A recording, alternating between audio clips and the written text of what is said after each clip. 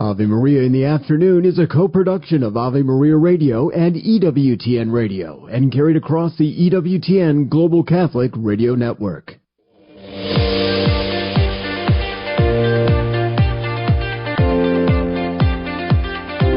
Welcome to Ave Maria in the Afternoon, examining the world through the lens of faith from the heart of the Church to help us navigate the culture. Here's Dr. Marcus Peter. Good afternoon. Thank you for joining us on this hour of Ave Maria in the Afternoon. I'm Marcus Peter. On February the 17th of 1801, Thomas Jefferson was elected to be the third president of the United States of America. He would be sworn in on March the 4th of that year. His being elected president, this historical anniversary, prompted some thoughts. I was looking at Thomas Kidd's book, Thomas Jefferson, A Biography of Spirit and Flesh, and I wanted to talk about the faith of Jefferson because it is so easy for the modern political sphere, and actually even I want to expand that into the modern social media sphere, the cultural sphere, to weaponize the seeming atheism of Thomas Jefferson. But to do so is to not only demonstrate true historical illiteracy, it's also to demonstrate an antagonism for history in general. Jefferson had a nuanced faith, but he was never anti-Christian. He was also never anti-theist. He was not an atheist by any stretch of the modern imagination. He was a theist. He was a natural theist, to say the least. And so in my commentary, I want to explore this expansive view of a rationalistic faith that he had. In fact, he would coin the term Christianism because he believed in the moral tenets of Christianity and the teachings of Jesus Christ as a sound moral teacher. But he would go on to say that he would not believe in an orthodox institutionalized religion that was governed by a clerical hierarchy and that had to be guided by a clergy. He became a stalwart supporter of the scriptures, the Christian Bible, and a biblical faith. And he allowed for that because he understood that religious liberty came from the same God that he honored and owed moral accountability to. And I argue that that has to be the lowest level that we ought to hold all of our elected officials accountable to. Then from there we speak with Wes Smith. Vermont and Oregon are the latest states to consider laws that would allow for assisted suicide. And we have to have these conversations. Montana is moving in the right direction, but we need to reclaim the dignity of the human person at the level of state legislation across the country. And finally we speak with John Cavadini, that how service is a fundamental part of the Christian experience, rooted in Christ's own words, that the Son of Man came not to be served, but to serve as well. And because of that, it overflows from our faith in Jesus Christ. All this after the headlines.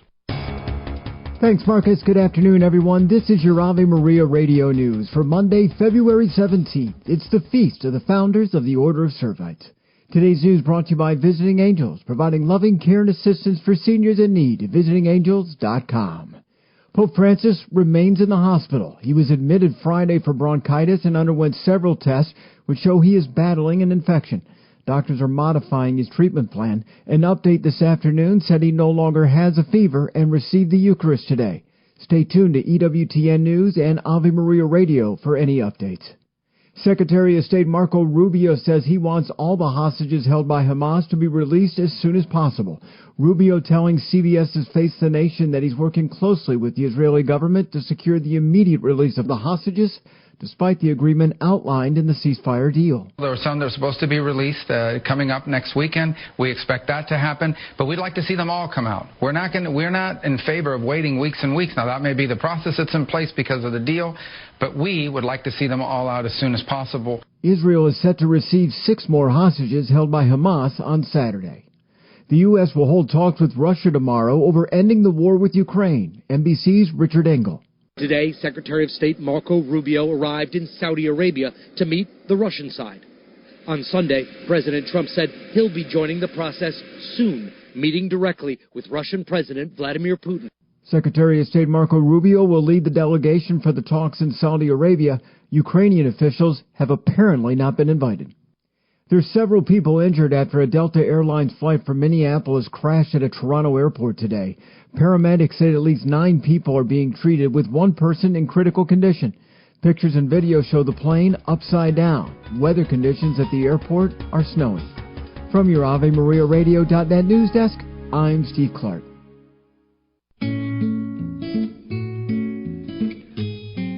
Good afternoon, welcome back. I'm Marcus Peter. On February the 17th, 1801, the House of Representatives elected Thomas Jefferson over Aaron Burr after a tie in the Electoral College, naming him the third President of the United States of America in the Senate chamber of the Capitol. He would eventually be sworn in on March the 4th. I'd like to talk about Jefferson, and I also like to talk about what drove the man in terms of his beliefs and ideals. Because in modernity right now, we've seen that Jefferson's religious views have been weaponized as if he was an anti-Christian atheist whose ideals should have formed the founding of American structures and principles. Well, here's the thing. His religious views have sparked extensive debate, his alleged atheism, and this has become a political weapon. But critics attacked him viciously. Even today, they accuse him of being a stalwart atheist. The truth, however, history proves this. He took religion quite seriously. He wove it into his personal philosophy, but also his political philosophy and ideals. He was a man shaped by the Enlightenment, so he encouraged an inquisitive approach to everything, including religion. His nephew Peter Carr in 1787 received a letter from Jefferson, wherein he wrote, question with boldness even the existence of God. But he wasn't saying don't believe in God. Rather, he would go on to say that reason was more pleasing to God than blind obedience. And frankly, he's right. A kind of voluntaristic God is contrary to the Christian narrative. He extensively read on religious topics, and he desired to explore this with every facet of his intellect, and also he engaged it with various faiths. David McCullough, the historian and author of John Adams, wrote, Jefferson was a deeply religious man, and though his faith was not what many might expect, his religion was based on reason. His belief in a God who had created a world that operated according to natural laws. His admiration for the moral teachings of Jesus, stripped of miraculous elements. So yes, he insisted that religion was a personal matter between an individual and their creator. He never shied away from discussing the subject publicly or even engaging how religion was an indispensable pillar to the support of the republic that they were building. So his own religious beliefs, complex and evolving, still had a core conviction in a benevolent and just God who remained steadfast. But he acknowledged uncertainty in certain theological matters. For example, he entertained the idea that perhaps not everything in the universe was purely material. He expressed a kind of willingness to accept that some of his views might be wrong, especially when it came to dogmatic religious claims. Henry Adams, another historian, the author of the History of the United States of America, writes about Jefferson. Jefferson's religious ideas were as much a product of the Enlightenment as of Christian tradition. He was skeptical of the institutional church and clergy. He preferred instead to trust his own reason and judgment in matters of faith. So, in his view, in Adams's view, such uncertainties were part of the human condition, and Jefferson seems that he might have agreed, because Jefferson famously noted that he would rest his head on that pillow of ignorance which a benevolent creator has made so soft for us. At the same time, however, he wasn't an intellectual bore. He wasn't lazy about his intellectual pursuit. He exhorted employing reason and faith. He wrote, I never considered a difference of opinion in religion as impairing the harmony of society. This was in his letter to Elbridge Gerry in 1799. So when interpreting Jefferson's statements on religion, it's essential to account for his unique use of language, the social context in which he wrote.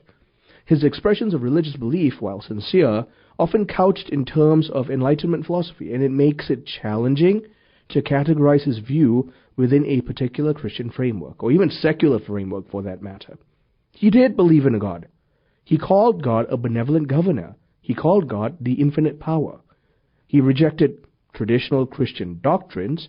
He seemed to have denied the divinity of Jesus Christ. He didn't want to believe in Jesus as God. And so the doctrine of the Trinity, the resurrection, original sin, he never abided by those doctrines.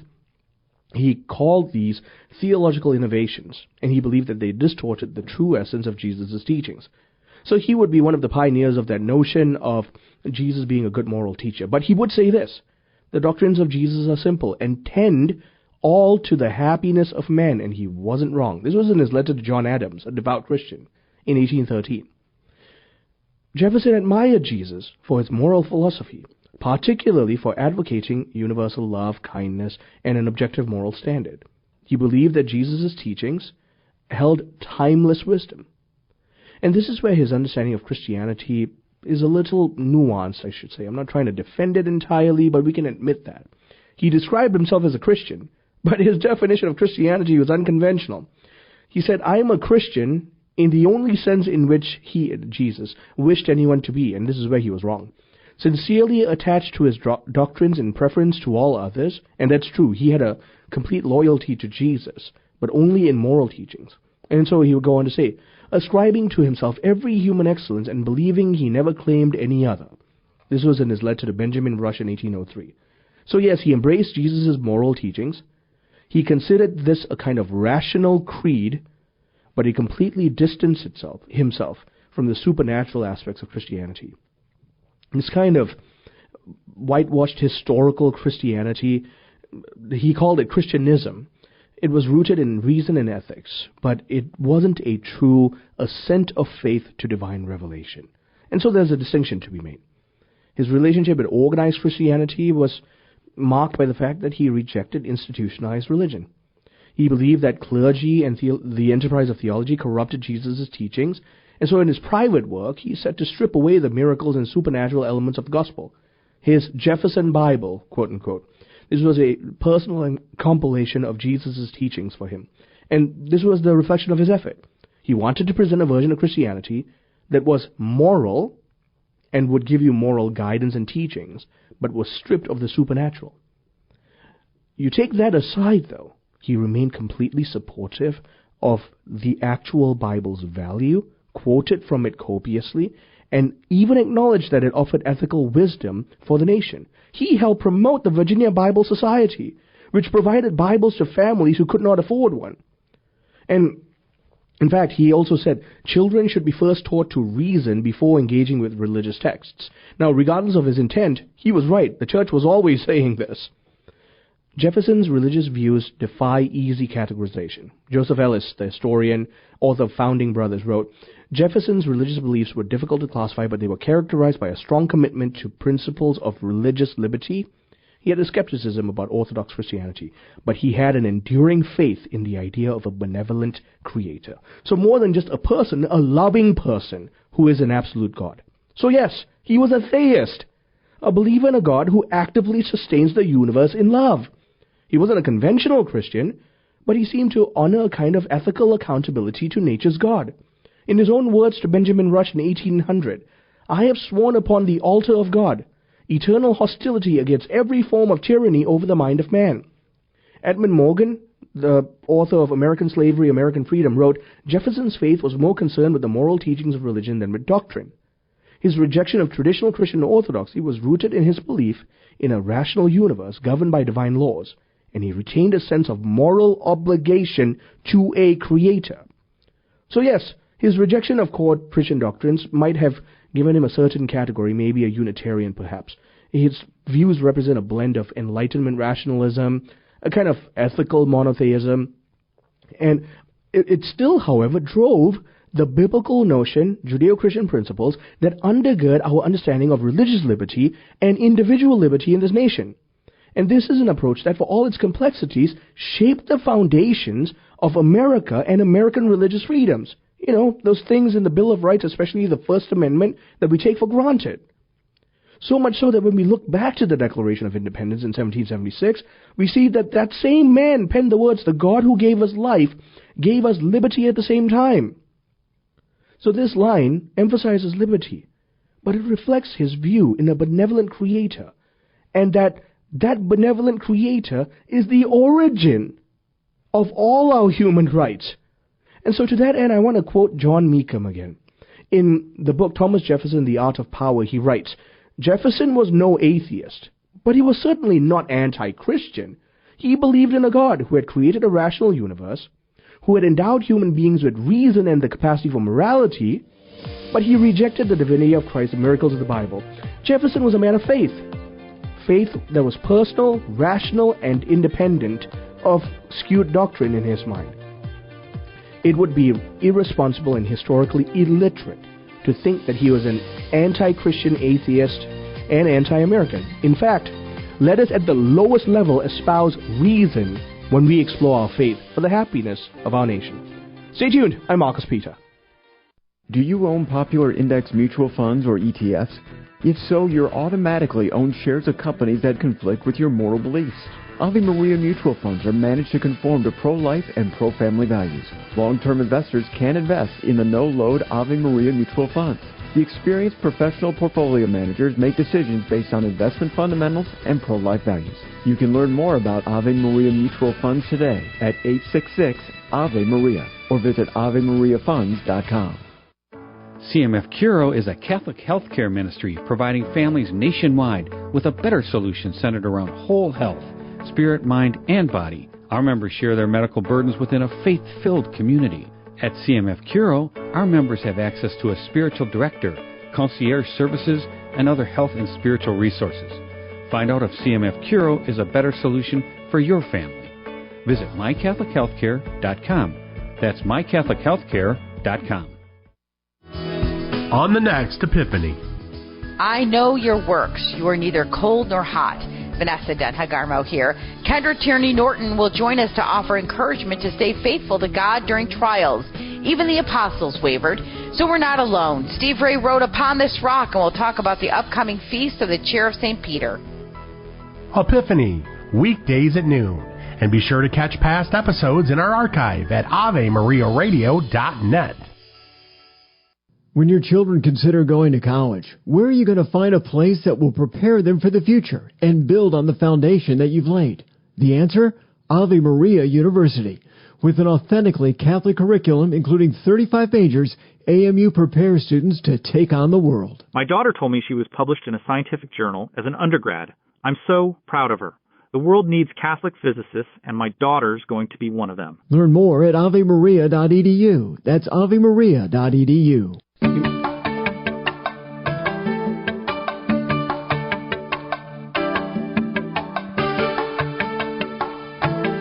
Good afternoon, welcome back. I'm Marcus Peter. My guest is Wes Smith, Chair and Senior Fellow at the Discovery Institute's Center on Human Exceptionalism, and we are talking about, well, really, the dignity of the human person. There are certain issues that have been brought to our attention. In particular, one of the things that has come to our mind is that the Montana Senate has passed a bill that would make physician-assisted suicide illegal. Wes, thank you very much for joining us. How are you? Thank you, Marcus, and hello to your listeners.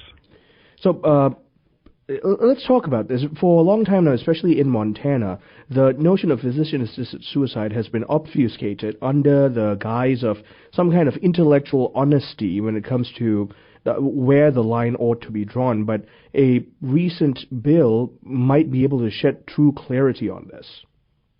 Well, what happened was, maybe 20 years ago, 15 years ago, there was an attempt in Montana to have assisted suicide declared a constitutional right in litigation, based on the right of privacy in the Montana Constitution, as I recall. And a trial judge basically said, "Yep, it's a right. Assisted suicide is a right," and it was really a ideological opinion.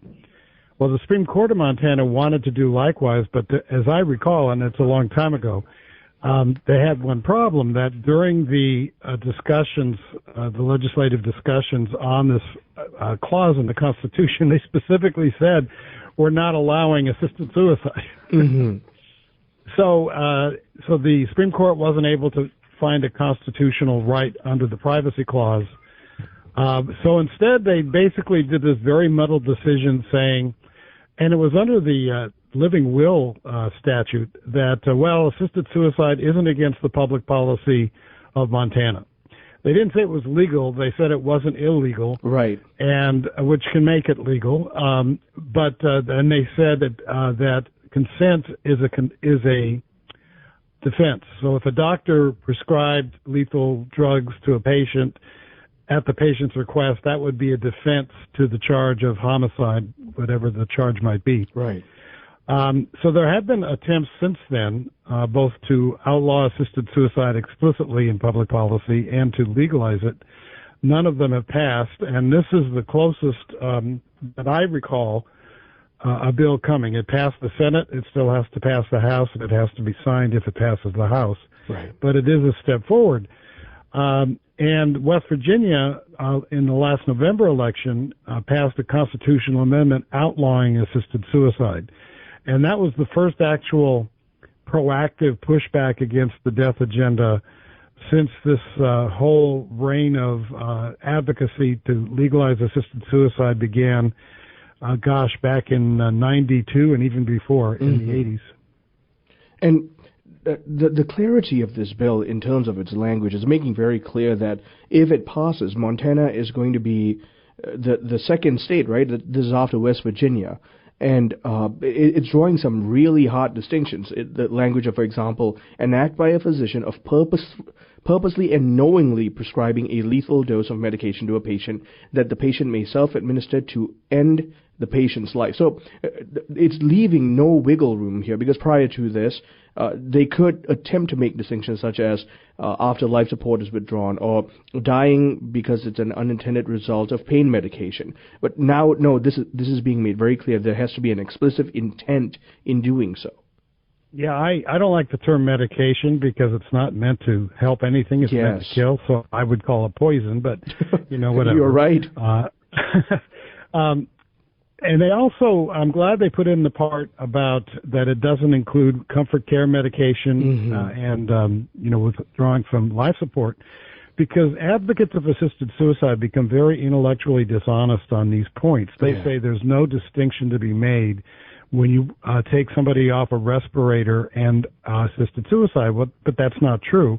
First, the United States Supreme Court 9-0 in 1997, that's going back a ways, and Vacco v. Quill said no, taking somebody off life support is not the same thing as assisted suicide. Yeah. Secondly, if somebody has the life support withdrawn, they aren't killed by drugs or poison. They die a natural death from their underlying injury or illness. Thirdly, sometimes when life support, life-sustaining treatment is withdrawn and someone is expected to die, they don't. So those are real distinctions to be made from assisted suicide, where the very purpose is to make somebody dead. You withdraw life support, the purpose is to not have that kind of onerous intervention that might no longer suit the patient. I'm sorry about that. No, that's fine. That's fine. Sorry, my dog agrees with me. I was going to say the exact same thing.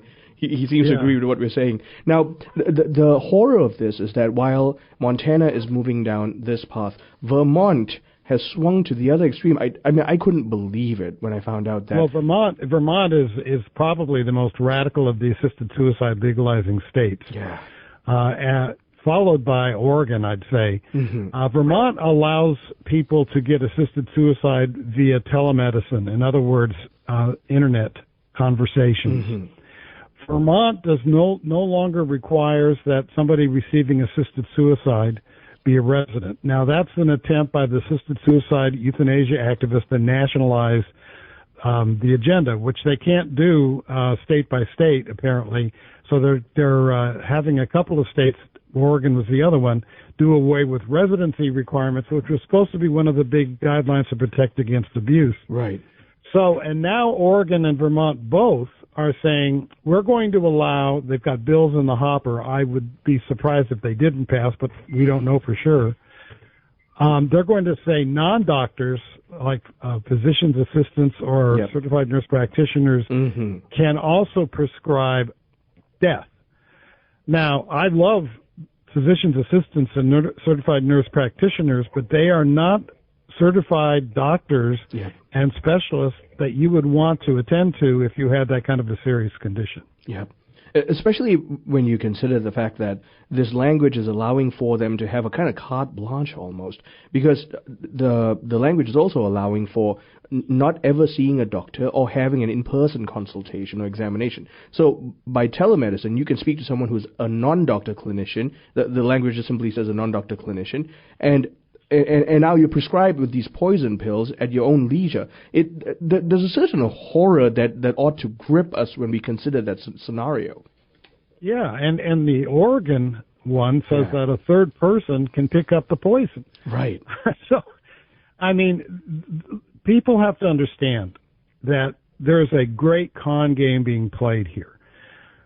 The activists push this as a way of not being in pain, terrible pain, when pain is rarely the reason people ask for assisted suicide. They say, we've got strict guidelines to protect against abuse. Well, those guidelines are very porous. They say it's only for suffering that cannot otherwise be eliminated, but the laws don't actually say that. Exactly. Once they're passed. And then they say, once it's passed, well, these guidelines that we created to protect against abuse are really obstacles, and they're barriers to a good death. So the process of opening up, liberalizing, making more people eligible begins. At least half the states so far that have legalized assisted suicide has expanded their law. And eventually it's going to go beyond terminal illness, because euthanasia and assisted suicide is not about terminal illness. It's about killing as a means of ending suffering. Right. And there are people who suffer far more than terminally ill people for far longer. Yep. And as we've seen in Canada, the Netherlands, Belgium, and so forth, those people will soon be allowed in once the death agenda takes hold of a culture. It has not yet taken hold of the American culture, and that's why we're sliding down that slippery slope much slower than other countries that have swallowed the hemlock culturally. Yeah. And very, very Socratically put. I appreciate the dark sentiment there, because this is alarming. And if we're reading these bills rightly, the fact is there's an allowance for greater expansiveness, so that, like you mentioned, it's beyond just terminally ill individuals. Wes, thank you very much for making the time to speak with us about this. Thank you very much. My guest, Wes Smith, Chair and Senior Fellow at the Discovery Institute Center on Human Exceptionalism. We've been talking about human dignity, and right now in the medical sphere, with the push of assisted suicide in different states, while some states are moving in the right direction, we need to stay informed, we need to pray, we need to keep fighting for the dignity of human life. I'm Marcus Peter. St. Andrew in Saline is a pre-K through 8th grade Catholic school offering a rigorous academic curriculum that focuses on spiritual growth in all things they do. Join them for their preschool and kindergarten open house to tour the school and meet the teachers. It will take place on Sunday, February 23rd from 1 to 3 p.m. To learn more, visit standrewsaline.org/school. Enrollment is open to everyone who's looking for a faith-based education. St. Therese once told her sister Celine that when we trust ourselves and not God, our soul becomes barren and incapable of virtue. Her remedy? External works of charity. We all try to do it on our own sometimes without asking for God's help. At St. Paul Evangelization, we suggest sharing the gospel with someone who needs it. Check out streetevangelization.com to find a team near you where you can share the love of Jesus. If there isn't one in your area yet, perhaps God is calling you to start a team in your city. To learn more, visit streetevangelization.com. How would you like to celebrate the Divine Mercy at the Shrine of the Divine Mercy in Poland on Divine Mercy Sunday? Well, you can. Steve Ray here, inviting you to join us in Poland as we follow the footprints of John Paul II, Maria Faustina, and Maximilian Kolbe. Daily Mass at the most iconic, beautiful churches and delicious local foods. Join us in April for Divine Mercy Sunday in Poland. Find the Ave Maria Radio travel tab at avemariaradio.net. This week on Christ is the Answer, Father John talks about living as a Catholic in a post-Christian world. Cultures all over the world are turning against their own history. These once Catholic places are now openly against the Church and her teachings. They say it's in the name of freedom and inclusivity. But Father John asks, what do those words really mean? Join us this week as Father John talks about true freedom and the harms of relativism. Tune in for Christ is the Answer, Monday through Fridays at 11 a.m. on Ave Maria Radio. The Heart of the Interior Life with Elizabeth Jingle. How does God act when a person moves closer to Him? St. Ignatius of Loyola writes in the second of his 14 rules for the discernment of spirits, "And it is proper to the good spirit to give courage and strength, consolations, tears, inspirations, and quiet, easing and taking away all obstacles, so that the person may go forward in doing good." God gives courage and strength to help a person continue to rise from good to better. God also gives consolations and tears. Consolation is a happy, uplifting movement of the heart that assists us in our service to the Lord. Tears reflect the working of God's grace within our hearts. God also gives inspirations that lead to spiritual clarity. He gives a quiet peace within the heart and an easing and taking away of all obstacles. So, as St. Ignatius says, that the person may go forward in doing good. For more information, visit AveMariaRadio.net. This program brought to you in part by Ave Maria, Florida, a big kind of small town where golf carts take you everywhere and there's always something fun around the corner. Discover championship golf, resort-style amenities, and a town center full of shopping and dining. With Ave Maria University and Ave Maria Catholic Church at its heart, it's a community full of connection and charm. More than 25 model homes are available for viewing. More information can be found at AveMaria.com. That's AveMaria.com. Underwritten in part by the following nonprofit. Are you paying high prices with a traditional health insurance company that pays for things that violate your conscience? There's an alternative available. Solidarity HealthShare is a community of faithful individuals and families that never share into immoral medical services, all while saving you money with prices starting as low as $85 per month for singles and $512 for families. Never fund another abortion with your healthcare dollars. Call 844-313-4999 to learn more.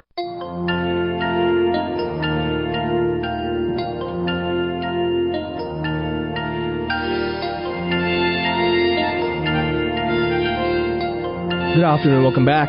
I'm Marcus Peter. For the Son of Man came not to be served, but to serve and to give his life as a ransom for many. Mark 10:45. This saying of Jesus illustrates to us that service is a crucial component of the Christian faith and the Christian life. It's the basis, or at least it provides the basis, for Christ's articulation of his vocation and work as the Son of Man. Joining me to talk about this reality of Christian service and its theological basis in the Christian life is John Cavadini, who is a professor of theology at University of Notre Dame, having served as chair from 1997 to 2010, and since 2000 he has served as the director of the McGrath Institute for Church Life at Notre Dame. John, great to speak with you. How are you? Thanks very much. I'm great. How are you? Very well, thank you, and really glad to be speaking with you. I'd like to open up this conversation at the grander scale. There's often a particular kind of sensitivity to talking about Christian service to the extent of negating the work of the kerygma. But the fact is, the teaching of the gospel is a both-and reality, that the way we work out and live out our faith is by means of this demonstrable work of service.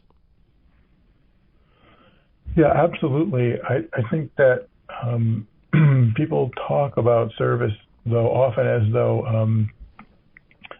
though it were a moral imperative, which it is, but essentially disconnected from a theological, I guess you could say, motivation, or as a kind of theological or Christological witness. And I think the two things have to be held together. It's both and, but you have to hold them together. Right. And that holding together means that there is a theological driving force here. The end of all of our work ultimately has to be soteriological. It has to be salvation in the person of Jesus Christ. And so all of our service, while meeting anywhere from the immediate needs to the base needs of our fellow man, has as its final end their eternal salvation in God. So just comment on that for a little bit. Sure.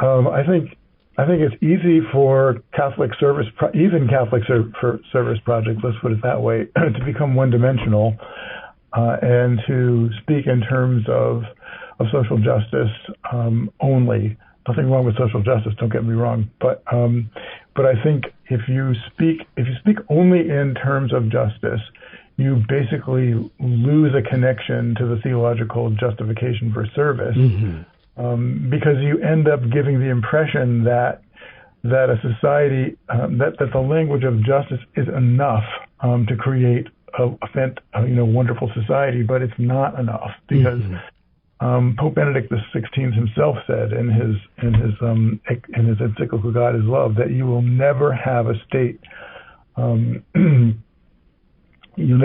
that's so just that it will eliminate the need for a service of love. And that service of love is precisely what's grounded in Christ bending down to us, the Word of God bending down to us in service. And so therefore, he said, whoever is preparing to eliminate love is preparing to eliminate humanity as such.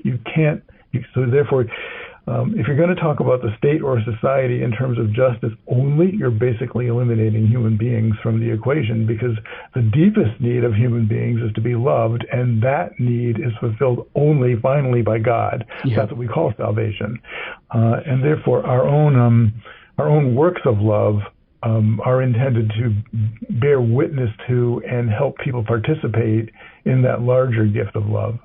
And so this language of being finally fulfilled in God is so crucial, because when we keep that teleology at the forefront of our mind, then we understand that all of these other ends for the work that we do are subservient to this final end in the person of Jesus Christ and in the beatific vision. And therefore, we can also then begin to understand that there's a kind of charity at play here, that the divine Lord is actively pouring his life out into us, that we may become vessels that pour that life out into others, this participation in Christ's great kenosis, so to speak. That's exactly right. I think that if the church loses that, or if our service projects lose that dimension, there's almost no reason for the church to be offering them, because there's nothing distinctive about them then. I'm not saying that you engage in Christian service, in service outreach, the works of charity, in order to proselytize people directly. The church is not in favor of that. That is, some Protestant organizations do that. You get a sandwich and you also get a sermon. That's not the idea here. The idea here is that there's a larger social vision that people have forgotten about, the social vision which John Paul II called the civilization of love. And it's that social vision that resists of one dimensionality of certain kinds of utopianism or rationalism. Yes. That's basically what the church has to offer, and that larger witness will draw people, or is intended to draw people into communion, into Eucharistic communion. That's the final end and goal, I guess you could say. Right. And the place in which we glimpse, the church is the sacrament of that ultimate vision. And that's why, just based on what you've just shared, there is going to be an ultimate futility if the only perspective for all of our work of service is ordered towards temporal justice. I remember when I was in seminary, it was poor formation, to say the least. We were taught a particular kind of theology that heaven isn't at peace if we don't have earthly, and by this they meant socio-political, military, and material peace. And, first of all, talk about a bad notion of eschatology, but even more than that, to present this utopian perspective as if that is the end of the gospel at large, when in reality that kind of social justice is virtually impossible, considering the reality of the fallen human nature. Yeah, the point is really, ultimately, this life is a struggle. Mm-hmm. You can't eliminate it. It's because it's a struggle against evil. And you just can't, if you try to wash that out of the Christian life, you've basically made it insipid. The salt has lost its saltiness. I forget how the Bible puts that exactly, but the thing is, the language of the church militant isn't used as much anymore because it sounds too militant to people, and I could understand that. But the church, the point is it's the church which is fighting against evil, and this is a deeply ancient insight. So that in all of the ancient martyr literature, for example, the martyrs are athletes for Christ, and the struggle is against, not in the ultimate sense against the Roman persecutors in the case of the ancient martyrs, but it's against the devil. And all the ways in which the devil tempts us to be unfaithful and unloving, both. And what this presents us then is this great opportunity, especially for those of us who profess faith in Christ Jesus, that we will never be without an avenue for the outpouring of the love of God. And you're looking at Deus Caritas Est, and Benedict makes that very, very clear. Well, we're always going to have loneliness. There's always going to be people who are poor and in need of consolation and help in material need. And the church ought to constantly be there to respond. But the way in which she responds has to be as a first and foremost response to the love of God that's already been poured out into her. That's exactly right. And the church is here as the sacrament of that love. Mm-hmm. And all the works of mercy that we do And remember, there's spiritual works of mercy too. It's not just the corporal works of mercy, though it is those, are supposed to be, invite people into that mercy, and invite people into a mercy that's larger than ourselves and to which we're only bearing witness. Yep, and that's why we also want to be tremendously careful that this mercy and this work of justice that we do does not have the temporal world as its ultimate end, because that's going to frustrate human nature at the end, because human nature realizes it's made for a transcendent purpose. There's an eschaton that we're all hoping for, and all of our work ought to be ordered toward that, including the work of helping those in need. It has to be, because the temporal order itself is ordered towards that. Yep. And the book of Revelation talks about a new heavens and a new earth, so that everything is going to be renewed. Yep. My guest, Dr. John Cavadini, professor of theology at the University of Notre Dame, and he has served as where he has served as chair, and he's also served as the director of the McGrath Institute for Church Life at Notre Dame. Stay tuned. I'm Marcus Peter.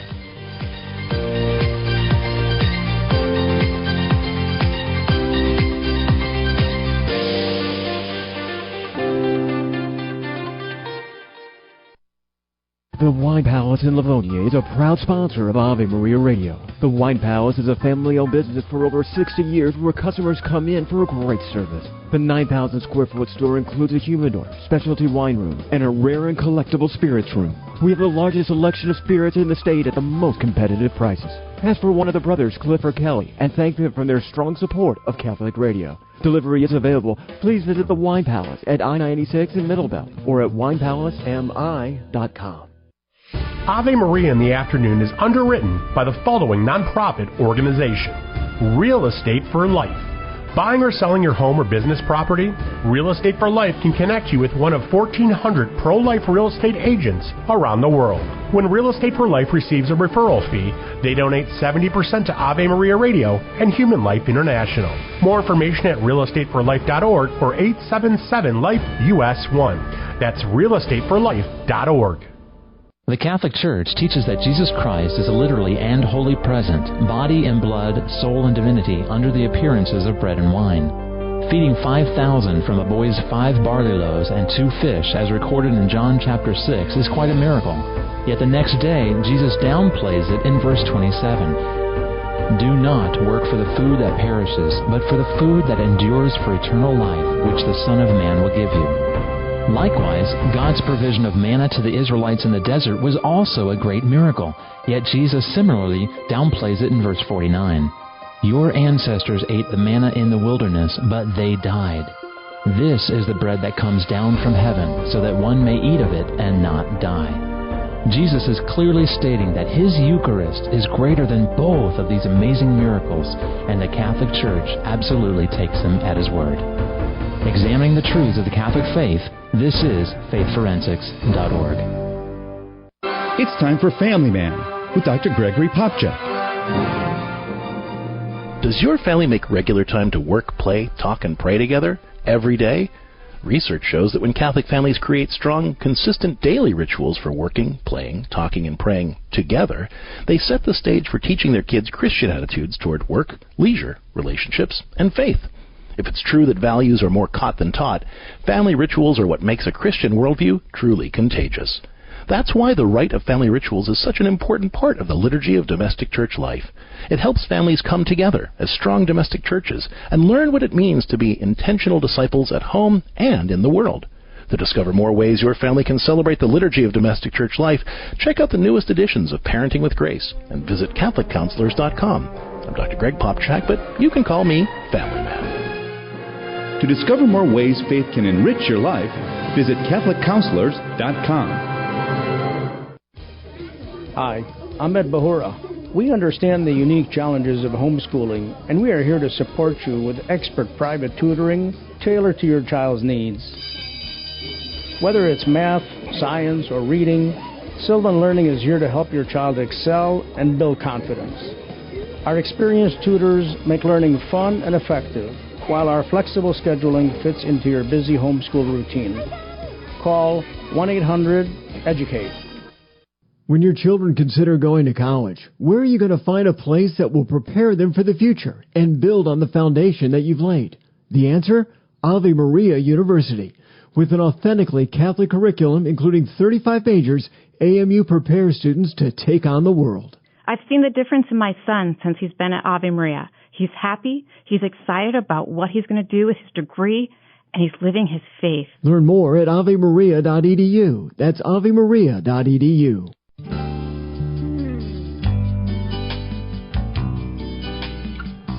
Good afternoon, welcome back. I'm Marcus Peter. My guest, Dr. John Cavadini, Professor of Theology at the University of Notre Dame. We are talking about sound theology of the Christian life of service. So, John, I'd like to return to that thought that you left us with, which is that the temporal order, by its very nature, points to an eschatological purpose. It points to a transcendent reality. Nature, creation, doesn't pretend to be an end in itself, and nor should we treat it that way. No, it's like the world is created for the glory of God. That's the purpose of the world. And so the world, you could say, is almost groaning in its, that's the way Scripture talks about it, in its growth pains in order to proclaim the glory of God. And so the world itself is ordered towards that glory. And we're in the works of mercy that we do, we're supposed to participate in the ordering of our world, our temporal world, as towards the glory of God, and to help other people be oriented in that direction. Because otherwise, what do you have? You just have a world that seems to be running down. You have a world that ends in death for each person. So, what's the point, in a sense? If the temporal order is enclosed in itself, there is no point. Right, because this isn't ever going to be a closed system. The pretense, or at least the facade, of presenting this narrative that if we fix everything on earth, everything will be fine, is self-defeating, because at the end, even that which we fix will wind up encountering the threshold of death. And at that point, this question for hope, for meaning in human life, for even the purpose of our material wealth and possessions, all of these things come to the forefront as a question all over again. That's exactly right. I also wanted to point out, maybe, I don't know if I should be doing this, but I wanted to point out that there's a kind of Marian dimension to this. If you look at Mary's Magnificat, she talks about, it's not even the Magnificat. If you think about the mystery of Mary as Mother of God, she orders our attention, right, not to something abstract, a theological concept called the Incarnation, though I believe in that. That's not the point, though. She reminds us that the Incarnation is a person, right. Who was a baby. It's very concrete. And that means that ultimately we have to think of the works of mercy as personal, and that's the primary sphere in which we operate. It's not the systemic. I'm not against thinking of systemic reform, but a lot of people, I think that systemic reform is the only meaningful way to think about social justice or social service or charity. But in the end, it's the personal that's primary. Mary shows us that. She receives the one who is the logos, the meaning of everything, of all of creation, into her heart and into her womb, and takes care of him as a baby, and invites us to think of him and to think of the self-emptying of the Word as something concrete, and it went that far that Jesus was in the need of having all of his needs met by Mary. And so this is the primacy of the personal in terms of service that Mary shows us. And even as you're talking, I'm reminded of Paul's great kenosis hymn, which exemplifies, first of all, Christ's outpouring of himself and great emptying of himself. But there's a kind of Marian mirror here and therefore there's a kind of mirror for all of us Christians, that if we follow the path of Jesus Christ in this emptying of self, in this pouring out of self, making ourselves self-gifts to others, as Ratzinger constantly reminds us to do throughout his papacy, but Deus Caritas Est is a exemplary version of that. We are awaiting the glory that is to be fulfilled in our Lord. And so Mary has been elevated to the heights of heaven. Christ has been given the glory as King of Kings, that every knee shall bow, every tongue confess Jesus Christ is Lord, to the glory of God the Father. So the point in all of this is our work in Christian service if we have a sound theology of it, must be an emptying of self, because it is first and foremost a reception of what God has poured into us. But the more we empty ourselves, the more we actually receive from the Lord, which is the great mystery of Christianity to begin with. Mm-hmm. That's exactly right. And keep in mind, now you're bringing up the mystery of Mary, Queen of Heaven and Earth. Keep in mind that what was assumed into heaven wasn't a system. And as Queen of Heaven, and as Queen of Heaven and Earth, she's not queen of a system. She's not. It hasn't been made into a heavenly political system. That's not the what she's queen of is the personal domain of love that Jesus inaugurated, and in his messianic rule is now ruling over, though it will come to its completion later. But to say that Mary is Queen of Heaven and Earth is to say that. Is to talk about the primacy of personal witness, of person-to-person care, like her care of Jesus, and that's what finally bears witness and creates a civilization of love. You know, I love that you mentioned that. I'm still actually internally chuckling at that sentiment, because you're completely right. Ratzinger cautions us about this in Deus Caritas Est. He alludes to this exact same issue in Caritas in Veritate, and the problem that we can immediately run into when we talk about anything pertaining to social teachings is that the kindness of the church, the compassion of the church, even the language of the church can be co-opted by progressivist ideals and systems that claim to provide an avenue for a materialist utopia. And so these languages of the common good, of subsidiarity, solidarity, they all sound good even on the secular level. But it's when they are presented as systemic, as ends, systems unto themselves, that we've completely missed the forest for the trees. It's true. Look, you have an evil system. If you're gonna fight it systemically, you are going to end up with another evil system. Like There's no, unless you see something deeper than politics, unless you see something deeper. I hate to say it, but deeper than justice. You're going to end up with a zero sum or a closed system, not open to transcendence, and that is the erasure of the human being as the human being. Right. And that's why every single economic system or sociological system that has purported a means of transcending the material order, creating this kind of utopia, I keep utilizing that term, it really winds up being a utopos. It's a thing that doesn't exist. It attempts to erase the human person in the process, and it fails in all and succeeds in neither. I should make a clarification, though. I just was listening back into my head to what I said. I don't equate all political systems as equal. Right. Yes. So I don't mean to say that one system is as evil as another. I don't think that's true. But I'm trying to make the point that if you limit yourself to systemic reaction against systems, you're not going to release yourself from ultimately from a materialist way of thinking. Yeah. Yeah, and therein lies the issue that this is the entire thrust of the doctrine on the common good, and the entire thrust of subsidiarity, and even solidarity, the notion that this is about the dignity of the human person. This is about individuals having indescribably infinite value in their infinite creator. Mm-hmm. There is no system in and of itself that can bear witness to that. It must be the gospel. Yeah. And that's alarming for all of us, and yet what a clarion call.